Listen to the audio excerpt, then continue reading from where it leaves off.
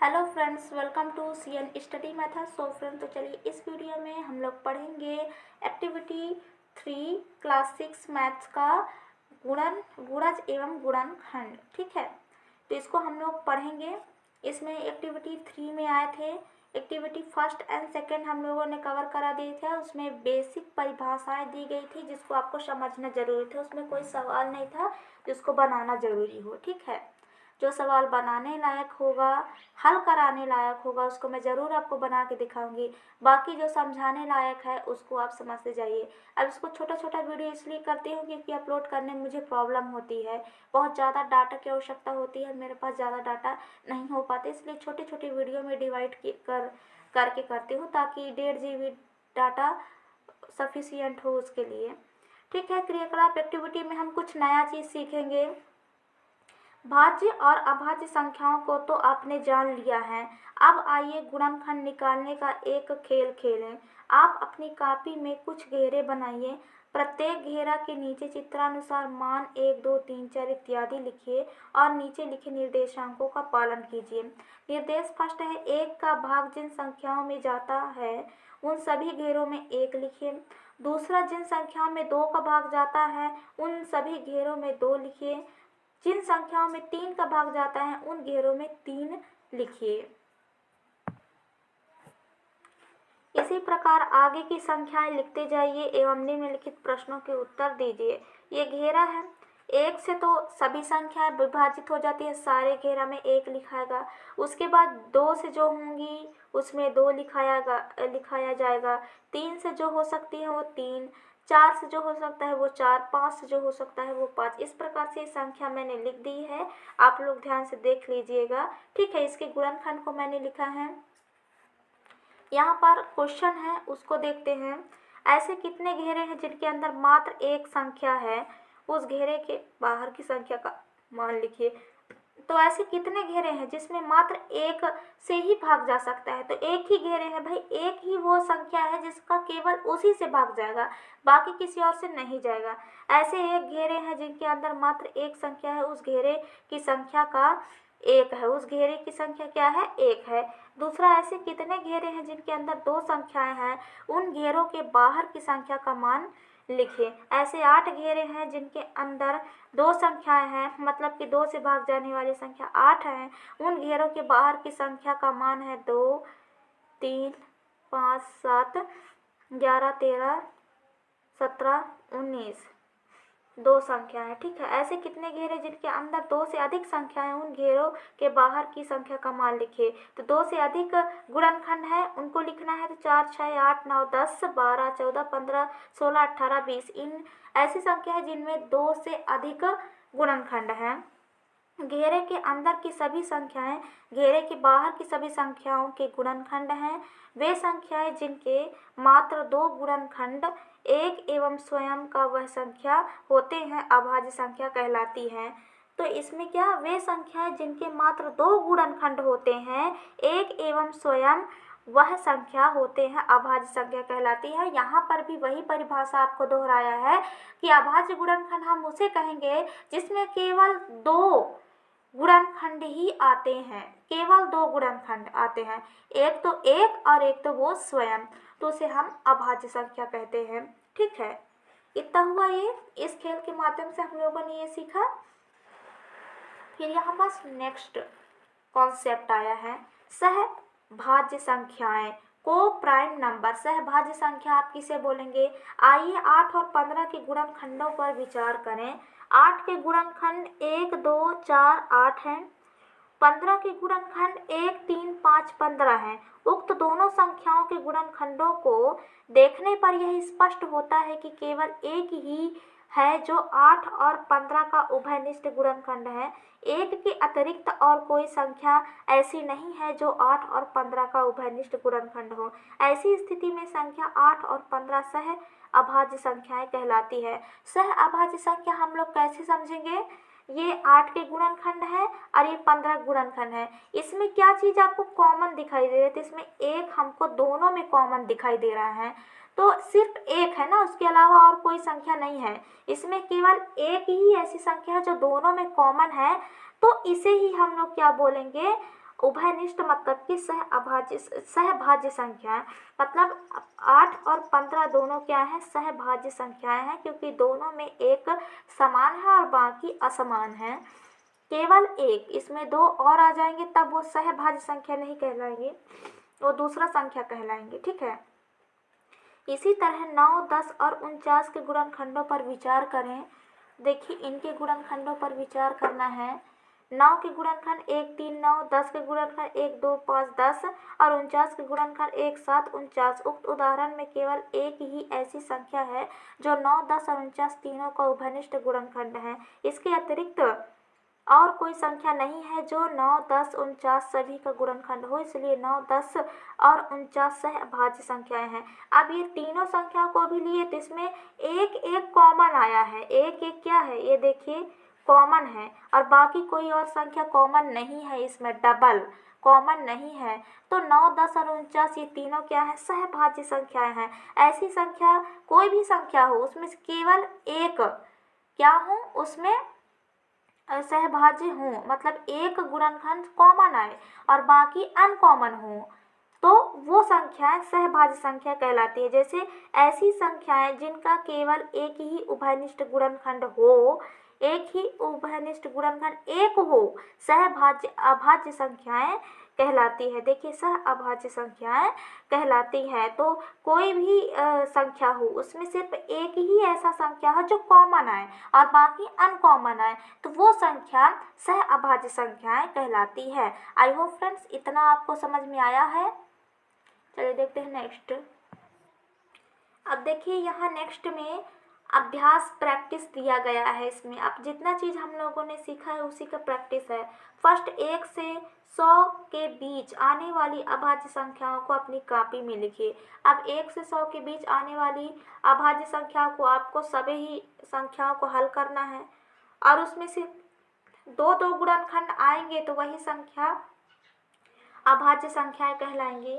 इसमें मैंने करके देखा हुआ है, हालांकि अच्छे से नहीं हुआ है, मैं इसमें सिर्फ इतना ही की हूँ। देखिए हाँ देखिए यहाँ तक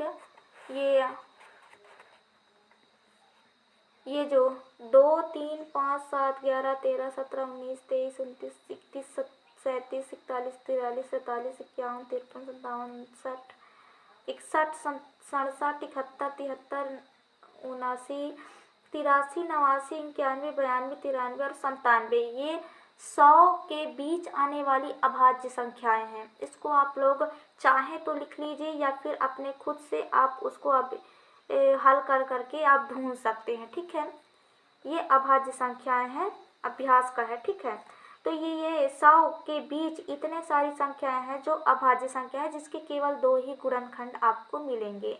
ओके, उसके बाद फिर नेक्स्ट देखते हैं। नेक्स्ट क्या है, 75 से 100 के बीच आने वाली भाज्य संख्याओं को अपनी कॉपी में लिखें।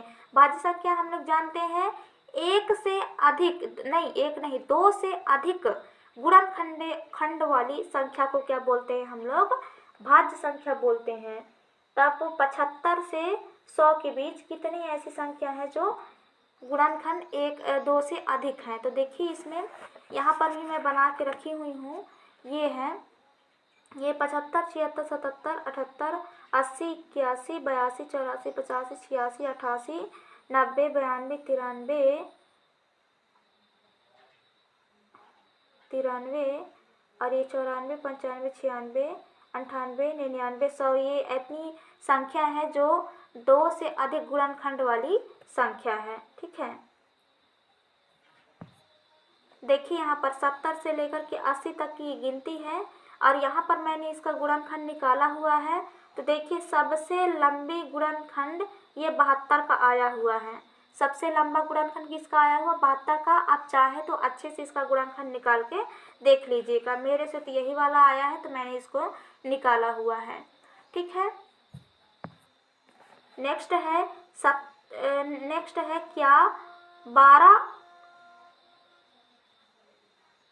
क्या 12 और 25 सह अभाज्य संख्या है। असह अभाज्य संख्या कैसे निकालते हैं हम लोग, तो 12 और 25 सह अभाज्य संख्या, ये 12 हुआ, 12 का गुणनखंड 1, 2, 3, 4, 6 और ये 12 और 25 का गुणनखंड निकालें 1, 5 और ये 25। तो देखिए एक एक कॉमन आया है, बाकी कोई भी चीज़ यहाँ पर कॉमन नहीं है। तो 12 और 25 सह अभाज्य संख्या है। हाँ, इसमें दूसरा क्या, दो क्रमागत संख्याएं सह अभाज्य संख्या होंगी। क्रमागत तो मैं यहाँ पर 25 और यहाँ पर 26 को ले लेती हूँ। अब 25 को 1, 5 और 25 आएगा इसमें, 26 1, 2 से चला जाएगा और 3 से नहीं जा सकता है ये। इसी प्रकार से ये किस में जा सकता है, 26 में जाएगा। देखिए एक और एक कॉमन आया है, बाकी सारे अनकॉमन हैं। तो मतलब दो क्रमागत संख्याएं भी सह अभाज्य संख्या होती हैं। यहाँ पर इस बात को ध्यान रखिएगा कि दो क्रमागत संख्याएं, चाहे वो आप 3 4 ले लो, 10 15 ले लो, 100 50 ले लो, मतलब कि एकदम क्रमागत होनी चाहिए लाइन बार से। 16 17 ले लो, 18 19 ले लो, 25 26 21 22 इस प्रकार की संख्याएं ले लो और उनका आप गुणनखंड निकाले, उसमें एक बस आएगा और बाकी सारे अनकॉमन होंगे। समझ जाइएगा कि वो सह अभाज्य संख्याएं होंगी। तो ये सारे क्वेश्चन हम लोगों ने हल कर लिए। आगे साइड देखते हैं इनके नियमों को। संख्याओं के अन्य प्रकार, some other types of number. संख्याओं के, अब देखिए संख्याओं के अन्य प्रकार भी देखेंगे हम लोग। फर्स्ट है सम संख्या, इवन नंबर्स। वे संख्याएं जो 2 से पूर्णतः विभाजित होती है सम संख्या कहलाती है, जैसे 2 4 6 8 10 12। देखिए फ्रेंड्स, सम विषम के बारे में आप लोग जानते होंगे, लेकिन फिर भी जब जानने का मौका मिले तो और जान लेना चाहिए, हो सकता है कुछ नया सीखने को मिल जाए। तो सम संख्या किसे बोलते हैं, जो 2 से पूर्णतः विभाजित होता है तो वो सम संख्या होता है। दूसरा विषम संख्या, ओड नंबर। वे संख्या जो 2 से पूर्णतः विभाजित नहीं होती है विषम संख्या कहलाती है, जैसे 1 3 5 7 9 11 इत्यादि। तो विषम संख्या किसे बोलते हैं, जो 2 से पूर्णतः विभाजित नहीं होती है। 1 3 5 7 इस प्रकार से ये ऑड नंबर कहलाता है। नीचे आपको कुछ विषम संख्याएं दी गई हैं, उनमें से भाज्य और अभाज्य संख्याओं को छांटकर सारणी में दिए गए स्थान पर लिखे।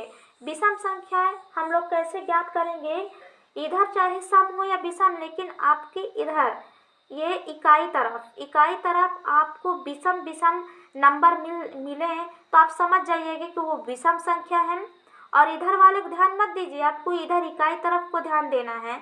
इकाई तरफ का यदि विषम संख्या है तो वो विषम संख्या होगा, और इकाई वाला आपको सम संख्या मिलता है और इधर वाला आपको विषम, तो इकाई तरफ को देख करके आपको बताना है कि वो सम है या विषम। ठीक है, इस प्रकार से आपको सम और विषम छांटना है। और यहाँ पर क्वेश्चन में क्या दिया है कि जो ये विषम संख्याएं हैं इनमें से आपको भाज्य संख्या और अभाज्य संख्या ज्ञात करना है। तो भाज्य संख्या क्या होता है, जिसमें 2 से अधिक गुणनखंड हो वो भाज्य संख्या, और अभाज्य संख्या क्या होता है, जिसमें 2 से अधिक गुणनखंड ना हो तो वो अभाज्य संख्या कहलाता है। अब इसमें आप लोग बना के देख लीजिएगा, गुणनखंड निकाल के, मैं यहाँ पर निकाल के रख ली हूँ, उसको भर दी हूँ यहाँ पास इनमें से छांट करके।